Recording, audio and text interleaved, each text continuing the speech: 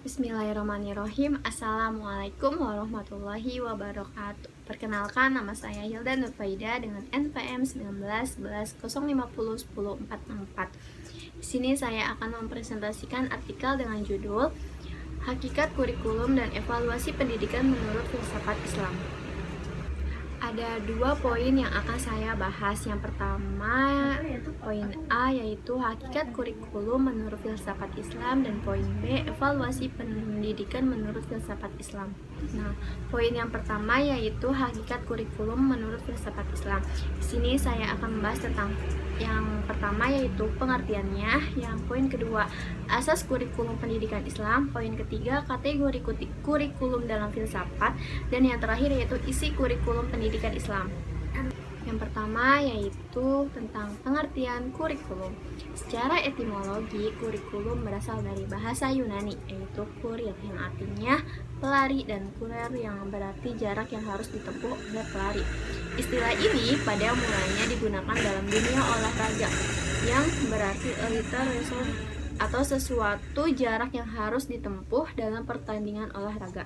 Menurut Rusmaini, halaman 110 pada tahun 2010. Selanjutnya yaitu tentang asas kurikulum pendidikan Islam. Suatu kurikulum pendidikan Islam harus mengandung beberapa unsur utama, yaitu seperti tujuan, isi mata pelajaran, metode mengajar, dan penilaian. Dari semua unsur tersebut harus tersusun dan mengacu pada sumber kekuatan yang menjadi landasan dalam pembentukannya. Sumber kekuatan tersebut dapat dikatakan sebagai asas-asas pembentuk kurikulum pendidikan. Nah, di sini ada menurut Muhammad Al-Taumi Al-Syaibani mengemukakan asas-asas pembentuk kurikulum, yaitu diantaranya yang pertama, asas religius atau agama. Kurikulum pendidikan Islam yang diterapkan berdasarkan nilai-nilai ilahiyah, sehingga dengan adanya dasar ini kurikulum diharapkan dapat menolong peserta didik untuk membina iman yang kuat, teguh terhadap ajaran agama, berakhlak mulia, dan melengkapinya dengan ilmu yang bermanfaat di dunia dan di akhirat. Sebagaimana sabda Nabi Muhammad SAW dalam hadis riwayat Hakim, yang artinya, sesungguhnya aku telah meninggalkan untuk kamu, yang jika kamu berpegang teguh kepadanya, maka kamu tidak akan tersesat selama-lamanya, yaitu kitabullah dan sunnah nabinya. Lanjut, poin yang B yaitu asas falsafah. Nah, asas ini memberikan arah tujuan pendidikan Islam. Dengan dasar filosofis, maka kurikulum akan mengandung suatu kebenaran, terutama kebenaran di bidang nilai-nilai sebagai pandangan hidup yang diyakini sebagai suatu kebenaran. Lanjut, yang ketiga yaitu asas psikologis. Asas ini mempertimbangkan tahapan kejiwaan peserta didik yang berkaitan dengan perkembangan jasmaniah, intelektual, bahasa, emosi, dan lain-lain. Sehingga dengan landasan ini, kurikulum bisa memberikan peluang belajar bagi anak-anak dan bagaimana belajar itu berlangsung, serta dalam keadaan bagaimana anak itu bisa memberikan hasil yang sebaik-baiknya. Selanjutnya yaitu asas sosiologis. Nah, asas sosiologis ini membahas tentang kurikulum diharapkan turut serta dalam proses kemasyarakatan terhadap peserta didik, penyesuaian mereka dengan lingkungannya, pengetahuan, dan kemahiran yang akan menambah produktivitas dan keikutsertaan mereka dalam membina umat dan bangsanya. Selanjutnya perlu ditekankan bahwa suatu asas dengan asas lainnya merupakan suatu kesatuan yang integral, sehingga dapat membentuk kurikulum pendidikan Islam yang terpadu, yaitu kurikulum yang relevan dengan kebutuhan pengembangan anak didik dalam unsur ketauhidan, keagamaan, pengembangan pribadinya sebagai individu, dan pengembangannya dalam kehidupan sosial. Slide selanjutnya, kategori kurikulum dalam filsafat Islam. Abdul Rahman Soleh Abdullah membagi kurikulum pendidikan Islam dalam 3 kategori, yaitu yang pertama al-ulum al-diniyah, yaitu ilmu-ilmu keislaman normatif yang menjadi kerangka acuan bagi segala ilmu yang ada. Yang kedua, al-ulum al-insaniyah, yaitu ilmu-ilmu sosial dan humaniora yang berkaitan dengan manusia dan interaksinya, seperti sosiologi, psikologi, antropologi, pendidikan, dan lain-lain. Dan yang terakhir yaitu al-ulum al-kauniyah, yaitu ilmu-ilmu kealaman yang mengandung asas kepastian seperti fisika, kimia, matematika, dan sebagainya. Slide selanjutnya, isi kurikulum pendidikan Islam. Al-Ghazali membagi isi kurikulum pendidikan Islam dengan 4 kelompok dengan mempertimbangkan jenis dan kebutuhan ilmu itu sendiri. Yang pertama yaitu ilmu-ilmu Al-Quran dan ilmu-ilmu agama, misalnya fikih, tafsir, dan sebagainya. Yang kedua, ilmu bahasa sebagai alat untuk mempelajari ilmu Al-Quran dan ilmu agama. Yang ketiga, ilmu-ilmu fardu kifayah seperti matematika, kedokteran, industri pertanian, dan sebagainya. Dan yang terakhir yaitu ilmu-ilmu beberapa cabang ilmu filsafat. Nah, di sini selain menurut Al-Ghazali, isi kurikulum pendidikan Islam juga ada yang menurut Abdul Mujib dan Yusuf Muzakir mengambil isi kurikulum pendidikan Islam yang berpijak pada Quran Surat Fussilat ayat 53, yang artinya kami akan memperlihatkan kepada mereka tanda-tanda kekuasaan kami di segenap ufuk dan pada diri mereka atau anfus, sehingga jelaslah bagi mereka bahwa Al-Quran itu adalah benar. Dan apakah Tuhanmu tidak cukup bagimu bahwa sesungguhnya Dia menyaksikan segala sesuatu? Nah, dalam ayat ini terkandung 3 isi kurikulum pendidikan Islam, yaitu yang pertama, isi kurikulum yang berorientasi pada ketuhanan. Ilmu ini meliputi ilmu kalam, fikih, akhlak atau tasawuf, ilmu-ilmu tentang Al-Quran, dan sebagainya. Yang kedua, isi kurikulum yang berorientasi pada kemanusiaan. Ilmu ini berkaitan dengan perilaku manusia, baik sebagai makhluk individu maupun sosial, berbudaya, dan berakal. Ilmu ini meliputi ilmu sejarah, politik, bahasa, filsafat, psikologi, dan sebagainya. Dan yang terakhir, isi kurikulum yang berorientasi pada kealaman, yang mana ilmu ini berkaitan dengan alam semesta, seperti ilmu fisika, kimia, pertanian, perikanan, biologi, dan sebagainya. Materi selanjutnya, poin B, yaitu mengenai evaluasi pendidikan menurut filsafat Islam. Nah, di sini ada beberapa poin yang akan saya bahas, yaitu yang pertama tentang pengertian evaluasi, yang kedua landasan evaluasi pendidikan Islam, yang ketiga fungsi evaluasi pendidikan Islam, dan yang terakhir prinsip-prinsip evaluasi pendidikan perspektif Islam. Poin yang pertama yaitu pengertian evaluasi. Secara etimologi, evaluasi dalam bahasa Inggris yaitu evaluation, yang akar katanya value, yang berarti nilai atau harga, sedangkan dalam bahasa Arab disebut al-qimah atau at-takdir. Dengan demikian, secara harfiah, evaluasi pendidikan Islam atau al-takdir al-tarbawi dapat diartikan sebagai penilaian dalam bidang pendidikan atau penilaian mengenai hal-hal yang berkaitan dengan kegiatan pendidikan.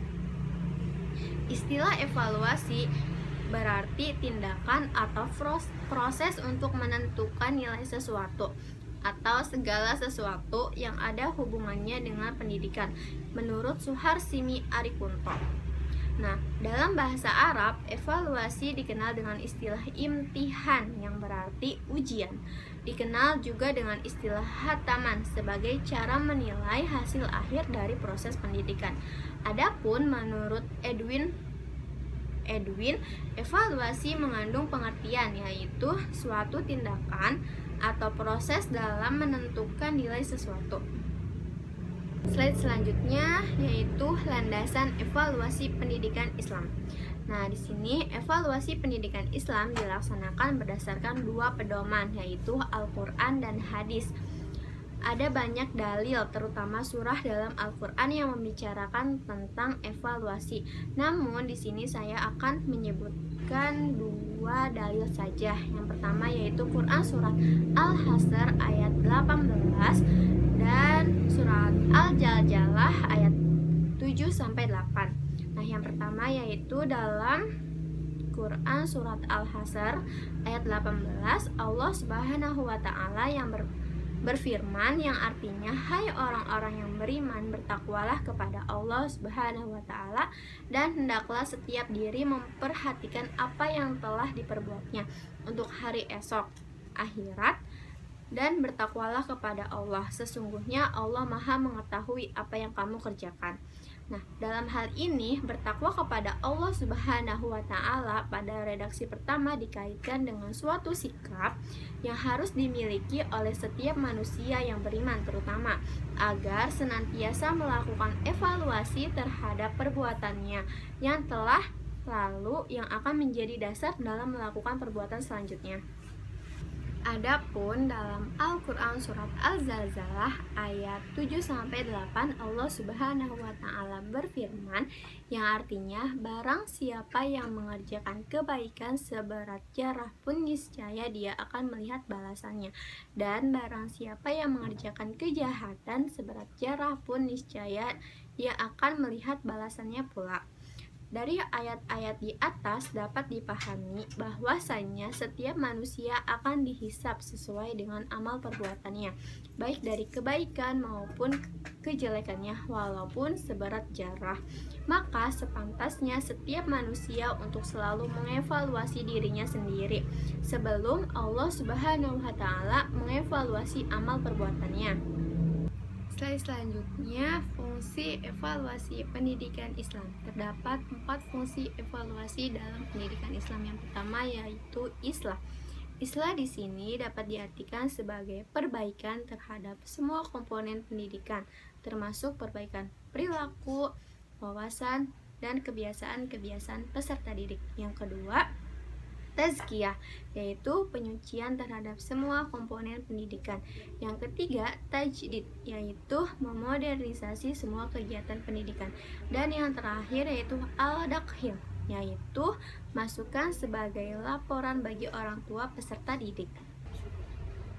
Slide selanjutnya yaitu prinsip-prinsip evaluasi pendidikan perspektif Islam. Nah, di sini ada beberapa prinsip-prinsip evaluasi pendidikan dalam perspektif Islam. Di antaranya yang pertama, evaluasi mengacu kepada tujuan. Setiap aktivitas manusia sudah tentu mempunyai tujuan, karena aktivitas yang tidak mempunyai tujuan berarti merupakan aktivitas atau pekerjaan yang sia-sia. Nah, sebagaimana Nabi Muhammad SAW menganjurkan kepada umatnya agar meninggalkan aktivitas yang sia-sia tersebut. Hal ini dapat dipahami dari hadis Nabi Muhammad SAW yang artinya sebagian dari kebaikan keislaman seseorang ialah dia akan meninggalkan segala aktivitas yang tidak berguna baginya atau sia-sia. Hadis riwayat Tirmidzi. Yang kedua yaitu evaluasi dilaksanakan secara objektif, dalam arti bahwa evaluasi itu dilaksanakan dengan sebaik-baiknya berdasarkan fakta dan data yang ada tanpa dipengaruhi oleh unsur-unsur subjektivitas dari evaluator atau penilai.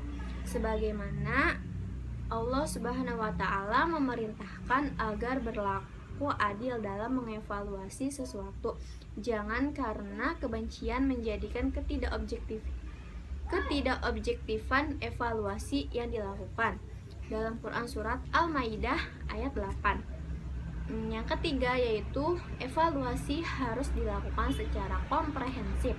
Nah, hal ini berarti bahwa evaluasi itu harus dilakukan secara menyeluruh yang meliputi berbagai aspek kehidupan peserta didik, baik yang menyangkut iman, ilmu, maupun amalnya. Yang terakhir yaitu evaluasi harus dilakukan secara kontinu atau terus-menerus. Bila aktivitas pendidikan agama Islam dipandang sebagai suatu proses untuk mencapai tujuan-tujuan tertentu, maka evaluasi pendidikannya itu pun harus dilakukan secara kontinu atau terus-menerus dengan tetap memperhatikan prinsip atau objektivitas, dan prinsip harus dilakukan secara komprehensif. Prinsip keempat ini selaras dengan ajaran Islam, yaitu istiqomah, yakni bahwa setiap umat Islam hendaknya tetap tegak beriman kepada Allah Subhanahu wa taala yang diwujudkan dengan senantiasa mempelajari Islam, mengenalkannya, serta tetap membela tegaknya agama Islam. Mungkin cukup sekian pemaparan artikel dari saya. Kurang dan lebihnya mohon maaf. Wabillahi taufik wal hidayah. Wassalamualaikum warahmatullahi wabarakatuh.